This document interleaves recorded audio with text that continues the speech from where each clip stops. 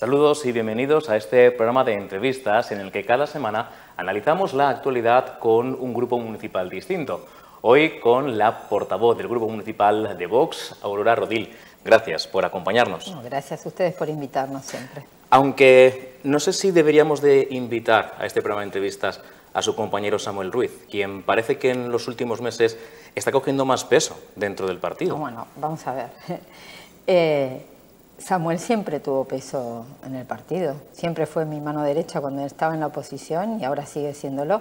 Lo que pasa que las personas que estamos en política vamos entrenándonos en esto de los medios de comunicación, que no es fácil, los que somos de la vida particular, que tenemos otras profesiones, y bueno, y Samuel realmente es muy buen comunicador y a mí me gusta que participe en los medios porque comunica muy bien y muy firmemente.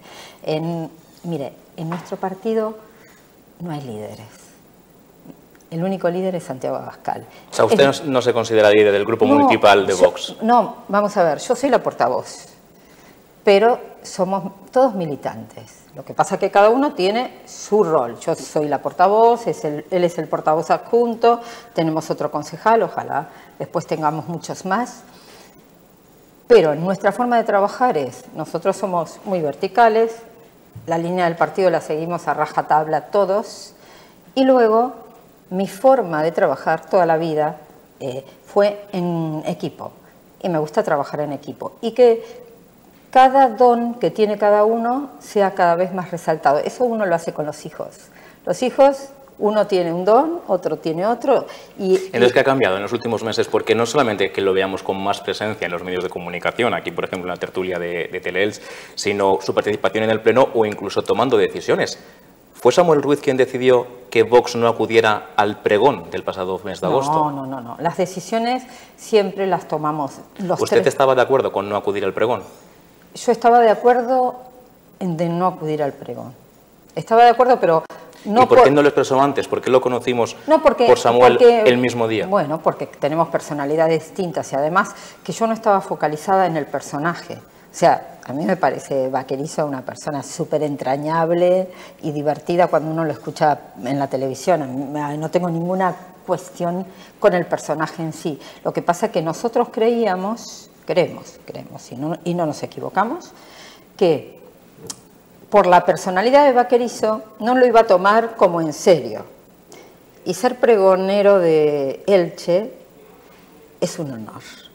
Pero usted estaba de acuerdo cuando se presentó el pregonero en la puerta de Santa María. Bueno, es que yo no tengo nada contra él. Lo que pasa que, vamos a ver, cuando lo analizamos, y yo escucho a los ilicitanos, porque yo soy argentina, ¿no? Entonces, mis compañeros son ilicitanos y como ilicitanos no se sentían representados. Entonces, en ese sentido yo dije, bueno, es cierto, si no representa al pueblo y además es muy probable que no se prepare el pregón, como fue así, yo no lo quiero criticar porque le tengo absoluta simpatía, te digo sinceramente, pero es cierto que no fue un pregón para recordar.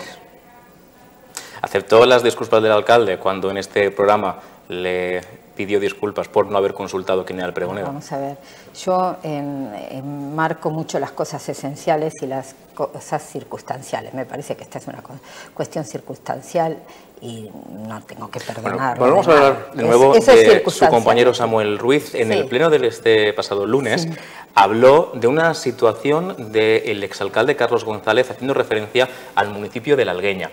Parecía que era una acusación velada de una actividad ilícita que está realizando Carlos González. ¿Exactamente qué es lo que denunciaba Samuel Ruiz? Vamos a ver, nosotros esto lo tenemos analizándolo en nuestro servicio jurídico porque no queremos caer en ninguna acusación velada. Mire, la situación, que no la voy a relatar aquí porque como digo, este fue un caso, pero hay varios casos similares del mismo concejal. No decimos que hay ilícitos, porque eso todavía no lo podemos determinar así, pero sí hay situaciones que no son morales. En estos días estuvo cuestionando mucho la compatibilidad de uno de nuestros compañeros del PP, el señor Francisco Soler, que no tiene ninguna incompatibilidad, por cierto, Y sin embargo, en este caso nosotros creemos que puede ser factible que sí exista incompatibilidad. Si lo están estudiando y no tienen todas las pruebas, ¿por qué se aventuró a nombrarlo en el Pleno? ¿Por qué coloquialmente levantó la liebre, además, en una sesión plenaria? Bueno, porque esa prueba la tenemos. O sea, nosotros sí que tenemos pruebas, lo que no queremos es incurrir en ningún error jurídico, como el gravísimo error que incurrió la señora Ahora le preguntaré perfectamente por esa situación. Ya hablaremos de esto, no es que nos vamos a callar, pero creo que no es el momento de explicar todo. Pero entonces sigo sin entender por qué si no es el momento, por qué se nombró en el Pleno, por qué se... Porque le pareció nombrarlo, porque él tenía, tenemos todos el material y lo sabíamos, y lo quiso nombrar. Y miren, yo sé que es difícil entender la libertad, pero yo creo que los políticos tenemos la libertad de decir, mientras no por supuesto, ustedes tienen la libertad de decirlo, pero también los periodistas de preguntar por una situación que parecía que estaba levantando un tema y nos llamó la atención. Y es un tema que tiene que levantar sospechas, por lo menos. ¿Tienen las pruebas? Sí, por supuesto que tenemos las pruebas, eso sí. Ahora, ¿y cuándo las van a presentar? Cuando tengamos todos los casos posibles. Tenemos varios, pero mire, esto ¿de qué estamos hablando? Para centrarnos. Vamos a centrarnos. A nosotros, como somos de Vox, la gente confía ciertas cosas. Por ejemplo, está pasando esto. Muchas veces nos vienen como quejas o denuncias, por decirlo de alguna manera, sin ningún tipo de pruebas. Entonces nosotros las desechamos. Miles de casos tenemos de este tipo, pero los desechamos. Sin pruebas no hablamos. Lo que pasa es que en este caso nos trajeron las pruebas que, ojo, ¿de qué estamos hablando? Estamos hablando de una actividad de un concejal, de Carlos González, en este caso en un pueblo. ¿En La Algueña? En La Algueña. No es nada nuevo, lo dijo Samuel Ruiz. Eso lo dijo. Carlos González en La Algueña, ¿qué ocurre? ¿Qué están ustedes investigando? Actuó en una cuestión en ese ayuntamiento, siendo concejal, cobrando unos honorarios que a nosotros nos parecen demasiado altos para semejante población, la población que tiene La Algueña, y además que incurre en un concejal, no puede actuar en otro ayuntamiento socialista. Acusan a Carlos González de actuar en otro... vamos a ver, es una actitud que no es ética. Pero es que no llego a entender, ¿qué es lo que ha hecho Carlos González en La Algueña? Actuó como abogado en una cuestión municipal, siendo concejal del Partido Socialista aquí, en un ayuntamiento. En su actividad privada hizo de abogado para... Pero no de abogado de una cosa particular, sino para el ayuntamiento. Cobró del ayuntamiento de La Algueña y aquí está cobrando del ayuntamiento de Elche, para interceder en una cuestión. Dentro y ahí de me voy a quedar, porque esto no quiere decir que sea ilegal, ético no es. ¿Y le parece ético todo lo que ha estado ocurriendo con el caso de la casa del alcalde? ¿Le parece ético que se haya utilizado parte de una rueda de prensa que no han publicado los medios de comunicación? Bueno, vamos a ver.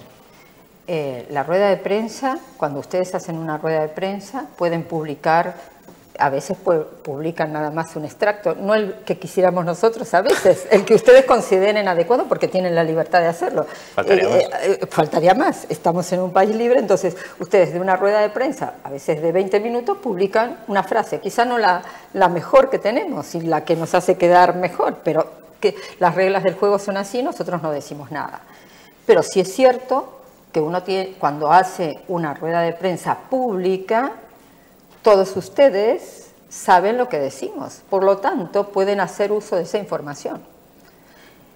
Y eso lo sabía la señora Maciá, y no lo hizo, y usted sí estaba en esa rueda de prensa, y de hecho nos llegó a nosotros esa información, a mí no me llegó por el Partido Popular, me llegó por un paciente,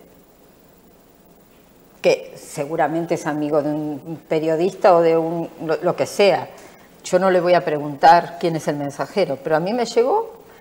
y la verdad me llamó mucho la atención. Y simultáneamente le llegó a mucha gente más. Quiere decir que cuando algo se dice públicamente, como ahora yo estoy hablando públicamente, ustedes de mi manifestación pueden cortar la mitad.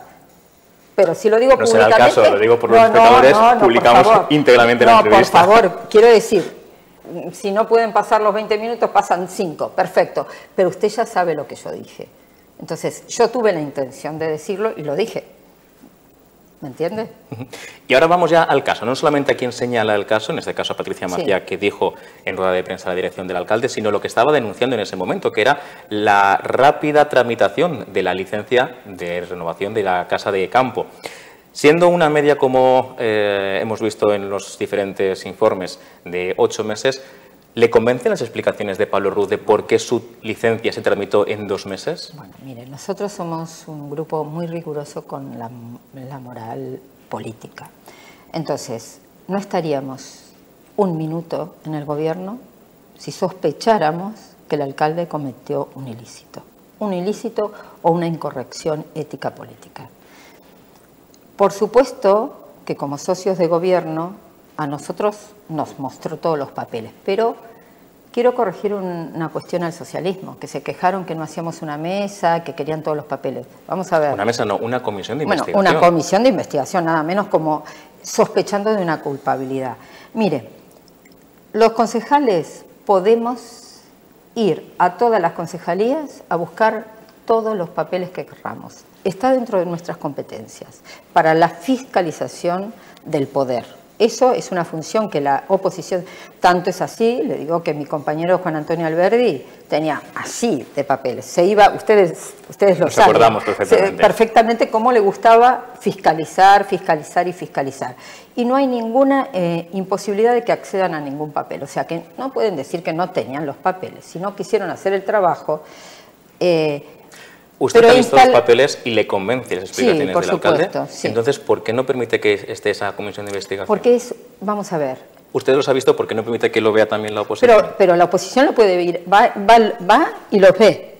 La oposición puede ir a los mismos lugares donde están los papeles y verlos, porque está en las competencias de la oposición.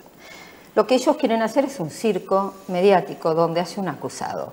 Y mire, estamos en democracia. Ellos están acostumbrados al sistema de los comunistas típicos de señalar y hacer checas.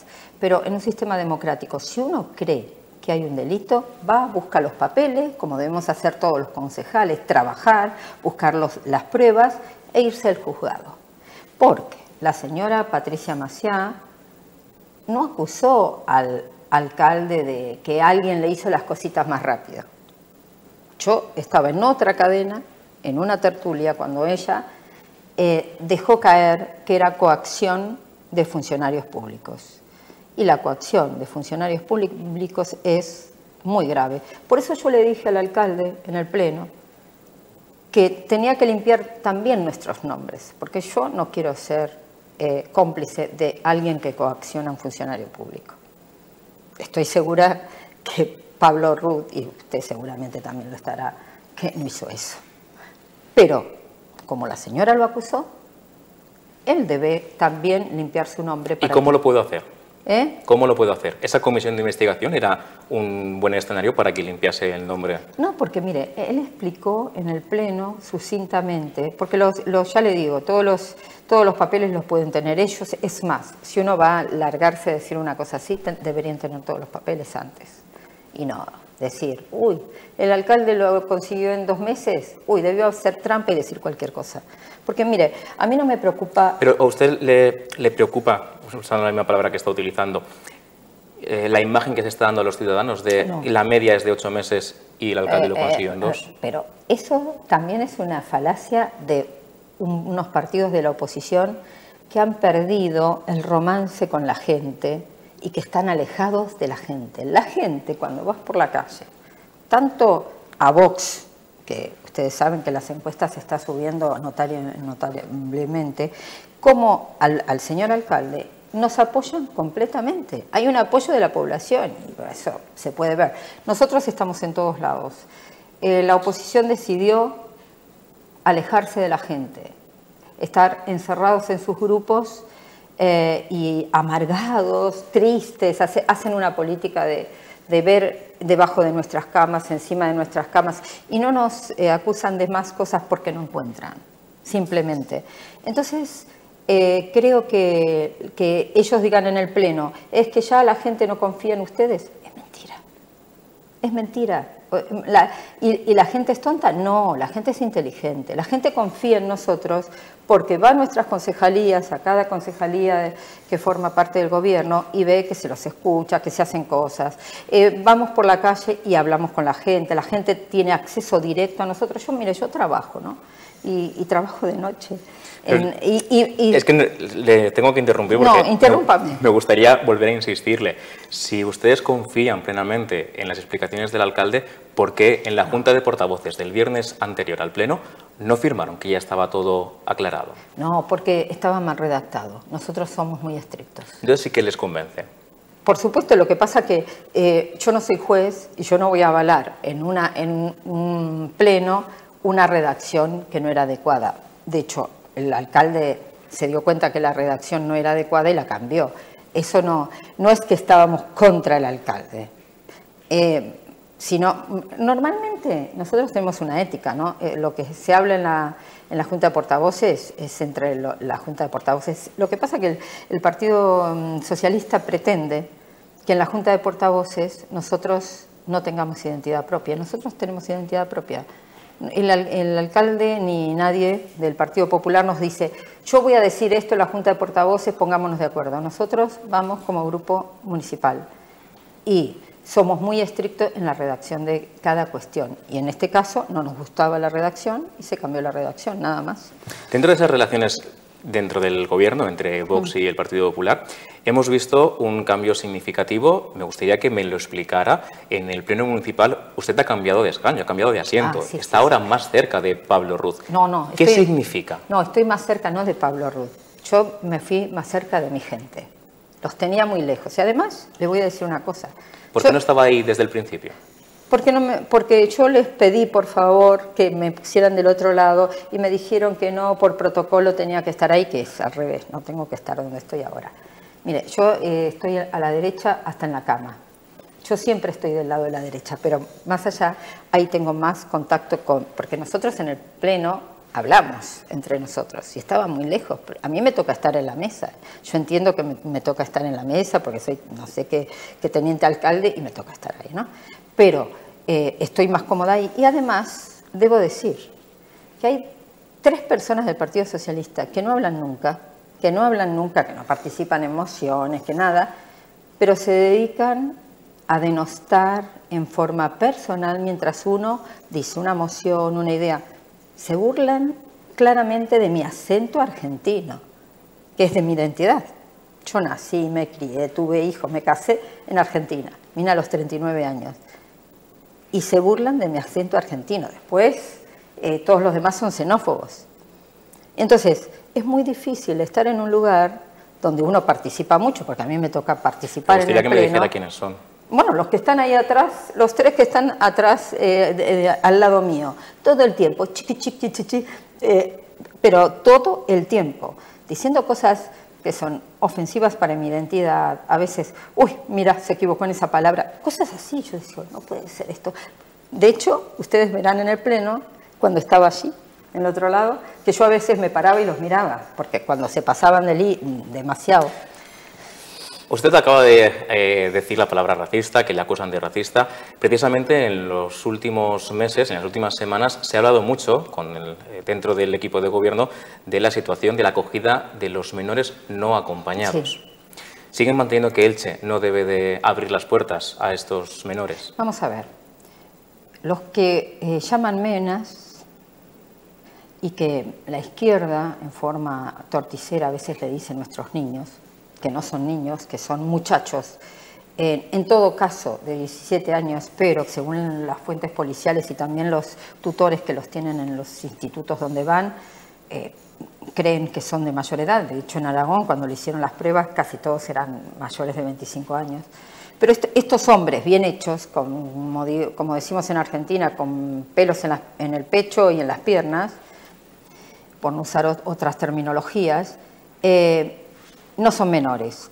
¿Y cuál es el problema de estos muchachos que vienen? Primero, no tenemos la capacidad de recibirlos, no tenemos un lugar. Alguien podría decir, pueden hacerlo. Antes que hacer un centro de día para menores, para los menores que viven aquí vulnerables, antes que hacer un lugar digno de centro de día para los ancianos, tenemos tantas necesidades, tantas necesidades. Es decir, ustedes antes de a los forasteros, de acoger a los forasteros... Pero no es a los forasteros, a los que viven aquí. Aquí viven forasteros y no forasteros. Usted es una mujer, lo ha dicho en muchas ocasiones, de profundas convicciones religiosas. Claro, sí. Mateo 25:35 dice, fui forastero y me acogisteis. Sí, yo soy forastero y me acogieron. ¿Por qué no sirve lo mismo para los menores no acompañados? Porque, vamos a ver, el sistema de menores no acompañado, si hubiera sido de una... Primero que forma parte de una estructura mafiosa, de la cual no podemos ser cómplices. Y me gustaría explicarlo bien. Primero, los traen barcos negreros que trafican con ellos, engañándolos o no engañándolos, cobrándoles siempre. Y los ponen en riesgo de muerte en el Mediterráneo. Antes, si usted se acuerda, yo cuando empecé a vivir aquí en España, venían muchos inmigrantes, mujeres y niños, y ahí tenemos alguna imagen muy triste de un niño en una playa. ¿Usted recuerda esa imagen? Quizá usted era muy joven, pero yo la recuerdo muy bien. Pero este contingente son muchachos en edad militar que no vienen de países en guerra. Porque yo me pregunto, ¿dónde están las mujeres y los niños palestinos? ¿Por qué no tenemos refugiados palestinos? Porque no les dejan salir de Gaza. ¿Y quién no les deja salir de Gaza? Claro que no les dejan salir de Gaza. ¿Y quién no les deja salir de Gaza? Jamás. Porque los israelíes les tiran bombas, es cierto, es una matanza. Pero los que los tienen atrapados son los terroristas. Porque nosotros, cuando fue la guerra de Ucrania, ¿cómo recibimos a los ucranianos? Dice la señora Esther que es una cuestión que nos gustan los ucranianos por la raza. Eso es infame. Porque, si ella no lo sabe, los judíos y los palestinos tienen la misma raza, son semitas. Y no es cuestión de razas. Nosotros no estamos con la guerra, estamos con la paz. Yo soy católica y rezamos por la paz. Y tenemos que actuar en la paz. Y la paz ahora tiene, hoy tiene ¿Usted reza tiene porque se acabe la situación y el pueblo palestino no sufra esos bombardeos? Por supuesto, diariamente. Como rezo también por la matanza indiscriminada de los cristianos en Nigeria, en el Congo, en Siria, los coptos. O sea, y por aquellos que vienen, aquellos menores que vienen sin sus familias también. Esos menores no vienen ni de países en guerra ni de países en pobreza extrema. Vienen, por ejemplo, de Marruecos. Marruecos, en Tánger, tienen mejor PBI que nosotros, de muchas ciudades andaluzas, por ejemplo. O sea, vamos a ver, es una mafia que los trae y otra mafia que los tiene. Porque a mí me da mucha gracia las asociaciones que quieren tener menas. Y resulta que lo que ellas no dicen, que se enriquecen con los mañas, porque si te dan 6.000 euros, de 4.000, para ser sincero, de 4.000 a 6.000 euros por mena, al mena lo tendrás bien alimentado y demás, y sin ningún proceso de adaptación, y mientras tanto te enriqueces. Así que aquí, de caridad cristiana, los que traen mena no tienen nada, se llamen como se llamen. Es un negocio, los menas es un negocio para privados, para asociaciones, para fundaciones, es un gran negocio que trae inseguridad. ¿Y por qué trae inseguridad? ¿Porque ellos son malos intrínsecamente? No. Hay buenos y malos, pero los ponen todos juntos, sin un control ni del Estado ni parental. No los pueden y los dejan al libre albedrío a personas que no tienen ni nuestra cultura, pero no digo nivel cultural, nuestra cultura cristiana, donde la mujer no es respetada, porque vienen de culturas donde la mujer no es respetada o donde el homosexual no es respetado, y los dejan en la calle sueltos. Donde hay un centro de menas, ese barrio se vuelve inseguro. Y quiero aclararle a la izquierda, nosotros, mientras esté Vox, no va a haber centro de menas aquí. Eso está claro. Pero también quiero aclararle que la gente, esas que ellos nombran siempre, no quiere nadie centro de Menas en ningún barrio, ni en Carrús, ni en Toscar, ni en La Hoya, ni en Altavix. O sea, no es un problema del gobierno. Hay una adhesión completa a esta decisión del gobierno de Elche de toda la población, salvo una minoría que que es buenista, pero con el dinero de los demás. Aurora Rodil, gracias por las explicaciones que ha dado esta noche aquí en Telenit. Gracias a vos. Portavoz de Vox. Y a ustedes, recordarles que pueden volver a ver esta entrevista, la portavoz de Vox y todas, en nuestra página web teleelch.es.